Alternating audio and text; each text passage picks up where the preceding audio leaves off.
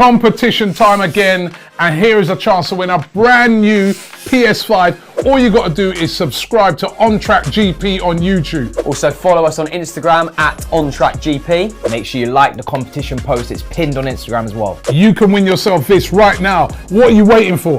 Can I enter? Or can I have a go? No.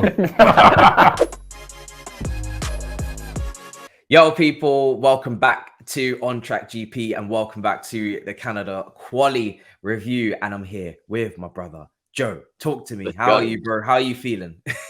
I'm good, mate. I mean, there's so much to go through here. The race yesterday was just like, it was wet. There's penalties left, right and centre. We've got a mixed up grid again. I mean, can we call it a mixed up grid anymore? We're so used to seeing Ferraris and the second driver at Red Bull down the grid now. It's a mess. So let's get into it, mate. Yeah, I mean, literally during the previews this week, everybody was talking about how this is always an entertaining race. You never know what weather you're going to get. It's almost like they were speaking it into existence. And then there you go. Next thing you know, it's absolutely pouring down with rain. People are slipping and sliding. There's penalties everywhere.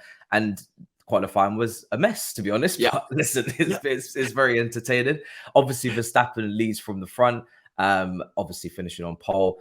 Hulkenberg took a penalty, he's dropping down to P5, and we'll get into that. And obviously Alonso and Hamilton and Russell. So it's actually decent showing for Mercedes. Not too bad. I'm actually quite happy with that. But let's talk about Verstappen to begin with, because listen, early pace as the conditions look to worsen during the opening minutes, but he has managed to put it on pole. And this is if there was a race where people could have had maybe some hope of Verstappen not being on pole, because of just conditions and maybe being a bit unlucky, not getting a time in quick enough. This is the kind of situation that people would have prayed for, and it still doesn't matter. Mate, that man is not human. Like, I swear, what he's doing in that car every week, I know he's going to be quick, and every week he's quicker than I can even expect. What he's doing is a joke. The car they built is insane, and Verstappen is just and do you know what? This is showing that it's not just the car. Because Perez is having an absolute horror show in it. This is now his, and we'll talk a bit more about Perez, but this is now his third time in a row not making it into Q3, and Max is sticking it on pole week in, week out. What he's doing genuinely is out of this world. Let's put that to the side. He's going to win the race tomorrow. Let's talk about someone else. Well, this is the thing, right? No one's got, as you were saying just before we started, no one's got any experience in the dry. And obviously it's been wet. Everybody's been absolutely slipping, sliding, skating almost. And now today, when this comes out, it will be most likely dry conditions, you're saying. So could that have an effect? No. Probably not for Max, but for not for Max, but for others, maybe. Because the car is obviously set up for the wet, and now it looks almost certainly going to be a completely dry race. There might be one or two spots, but I think generally it looks as though it's going to be dry today. So I mean, who knows, mate? Because as you say, the quali and practice 3 were pretty much completely in the wet, so they drove a little bit in the dry on Friday. But it's just one of those races where literally anything can happen. Anything, literally. I mean, we had Hulkenberg in P2. He got a free place penalty for red flag infringement in Q3, not staying above the minimum time set by the FIA ECU during a red flag. Starts in P5. P5 is still not a bad position. It's a great position actually for a Haas. Do you know what? Unfortunate. Could have been on the front row. That could have been incredible. He's lucky as well, actually, because normally for an infringement under a red flag, it's a 10-place penalty. So he could have been down in 12th. But he's fortunate, actually. There's only 3 places. Realistically, I think because we're in the dry today, assuming that we are in the dry, I think Nico Hulkenberg, there's a lot of quick cars behind him, and he's in a Haas. If he can score a point today, that would be huge. Huge. And I think that has to be, if it was wet or he was starting in second, I'd have said, look at 7th, 8th. But I think realistically today, it's got to be more looking at a 9th or probably more like a 10th. Yeah. And also Alonso and Hamilton, obviously just behind with Russell. In my prediction, I think I do have Alonso Hamilton in the top 3. I can't remember. I need to go back and watch the video. Yeah, you need to check. A lot of people have Perez in second. I'm just saying. Like an absolute donkey, mate, calling Perez. What was I thinking? It's understandable, but this guy just keeps on just dropping further and further away from the expectation. Not good. So yeah, I'm actually very much shocked that I actually may actually get this one correct if he doesn't sort himself out. And Horner as well came out and said, "Oh well, now that Perez has dropped off, the pressure's off him." What? What does that even mean? Is that trying to be nice, or is he basically saying Perez Sarcasm? have been so bad that it does? We're basically going, doesn't matter anymore. We're just completely focused on Max. Can you imagine that? What is this? 8 races, 7 races, 8 races in. Yep. That's got to be an emotional blow for Perez, mate. Yeah, and also just on the last thing on Q3, obviously Piastri crashing at turn 6 and 7 to bring out the second red flag as well. So absolutely all over the place. But I want to talk about who's wearing the cap. Obviously, we go from Russell, Ocon, Norris, and then Sainz. Sainz is in there in the top 10, but a 3-place penalty for Sainz impeding Gasly. Starts P11. I mean, yeah, talk to me. He's lucky it's 3. I mean, they were complaining about him all the way through Sainz. I don't know what he was on, some sort of different gravy, but it was just driving. It was like he thought he was the only guy on the track. And look, as always, I love him. I've got his hat, but horror show from Ferrari. Absolutely. And it's sort of, I've been thinking about this because I was thinking about it all night, man. It stopped me sleeping. I feel so sorry for Gasly. Gasly was putting in a decent lap that would have taken him into Q2, and then maybe, who knows, he goes on and gets himself into Q1. He's impeded by Sainz. He's not able to complete the lap and goes out in Q1. Sainz gets a penalty, 3 places, but that doesn't help Gasly. That doesn't help Gasly at all. Gasly is a complete victim of it. He's had, and we know that Sainz and Gasly have actually had their battles over the last couple of weeks. But for me, I really struggle with that, and there's nothing you can do because you can't give an estimated time. Were they former teammates at Toro Rosso? Maybe when they were babies, when they were babies, So I just feel really sorry for Gasly because there's nothing he can do. He's a victim of the situation, and he's starting. Where is it today? 17th today. It's really tough.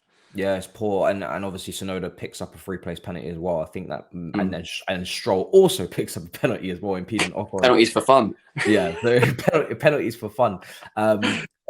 With Sainz, I mean, and Ferrari in general, what is your hopes and ambitions for a race like this when they're obviously starting in such precarious positions? You did warn me that with Alpine, it could be potentially a double points finish ahead of them.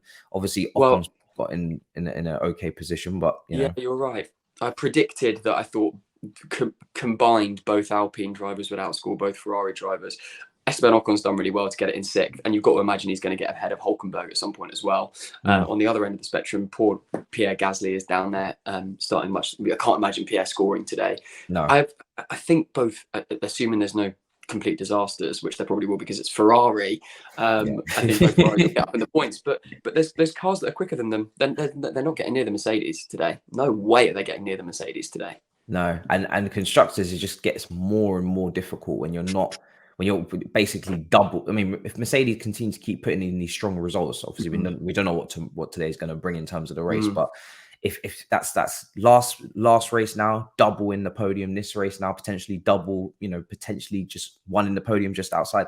These are massive amounts of points that you got to claw back, and it's extremely difficult. So 100%. I don't know if Ferrari right now to have Leclerc starting in the bottom half. I mean, again, he's going to leave, mate. Leclerc's going to leave Ferrari.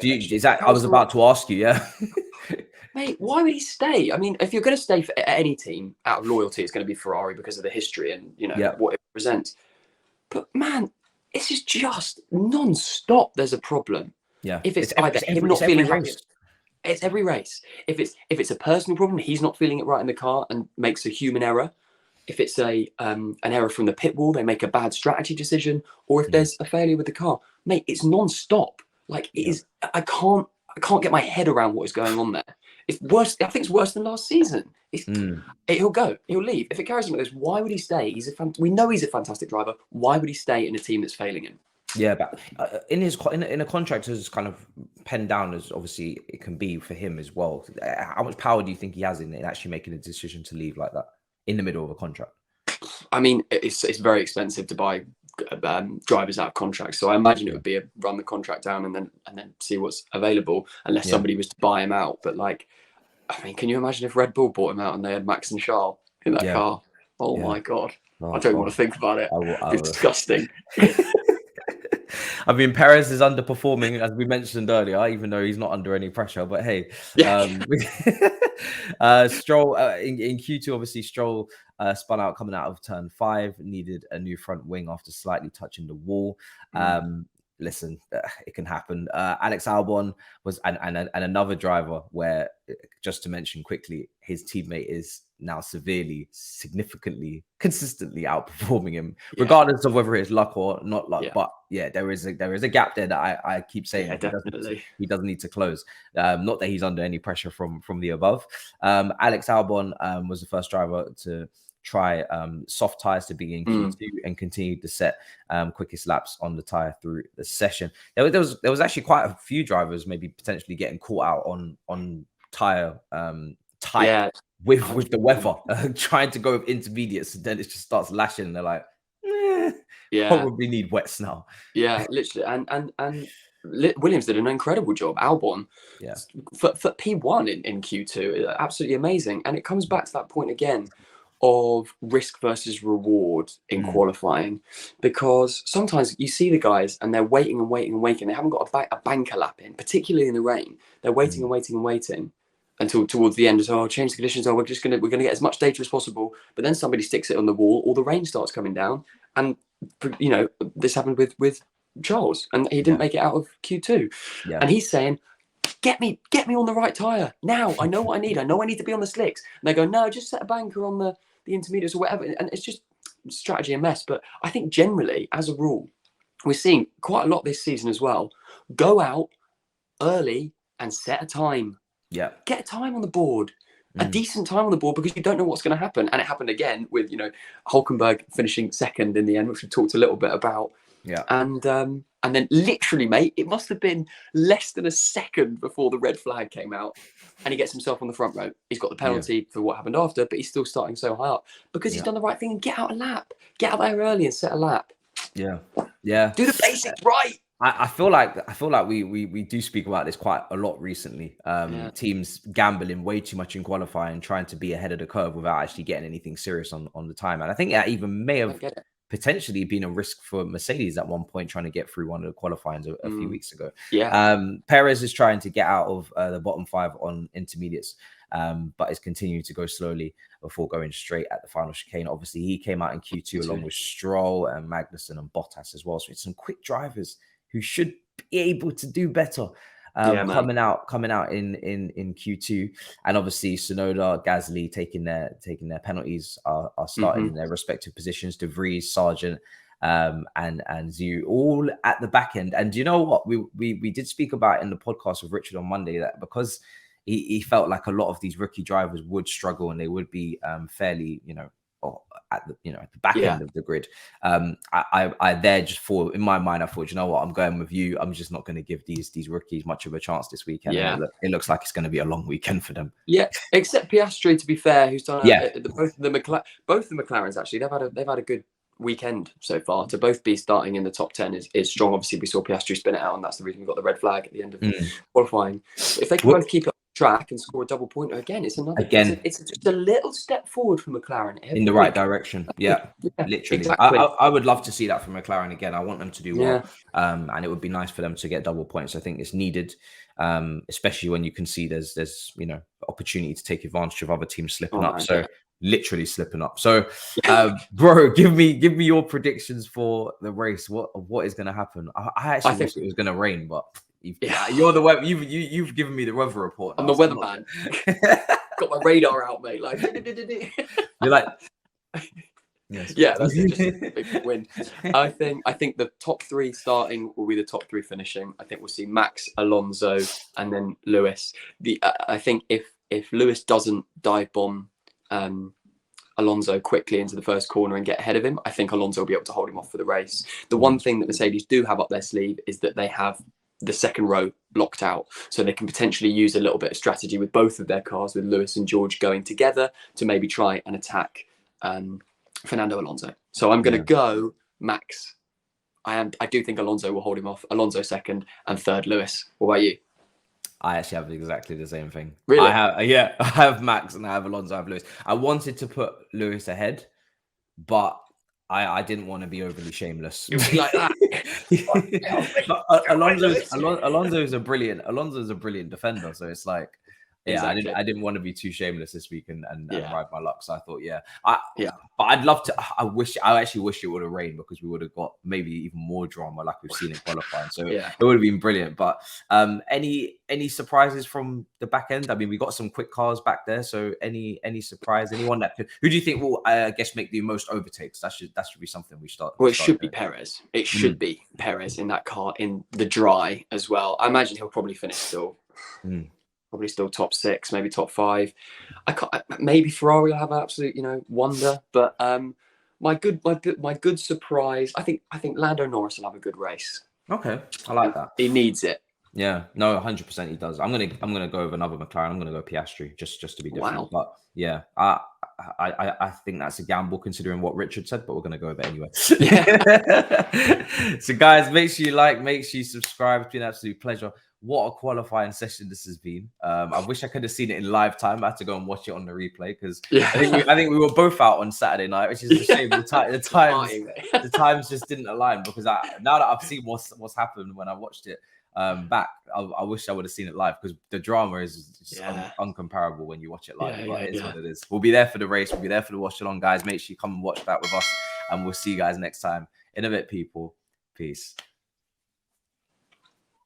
Competition time again, and here is a chance to win a brand new PS5. All you got to do is subscribe to On Track GP on YouTube. Also follow us on Instagram at OnTrackGP. Make sure you like the competition post. It's pinned on Instagram as well. You can win yourself this right now. What are you waiting for?